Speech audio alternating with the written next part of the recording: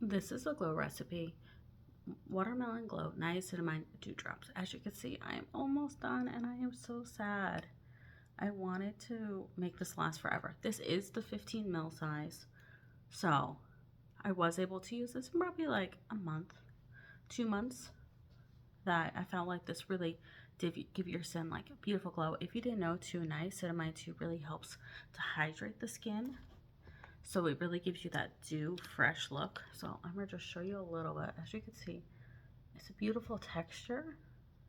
Or I just use it like this because I'm trying to get every last drop. As you can see, I'm really almost done. It has this beautiful pink color. And of course, it does have almost like a candied watermelon scent, which really is just, I don't know, super nostalgic. I just put it on. As you can see, I'll give my skin a super like plump and dewy look. And in case you're wondering too, I am 35 and I do have a little bit of sunspots that I'm always trying to get rid of. I do get a little bit of hormonal acne. I have combo skin, so I get like a little oily in my T-zone and dry in the outer perimeter. But some of the things too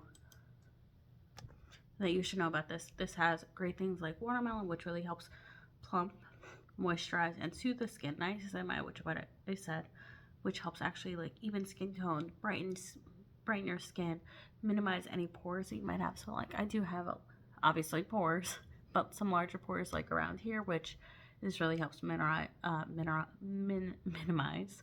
This has hyaluronic acid, which is definitely one of my favorite things. And what's really important too, this has a higher molecular weight, so this really gets absorbed into the skin. This has moringa seed oil, which is non-comedogenic, which is really important to me, especially because I have acne. And this is like a very lightweight. My face isn't sticky. I found this layers really well under makeup. If you want to put this under makeup, that this is actually a great like primer, and this doesn't break down anything. So if you're looking for a new serum, this is definitely one you should check out.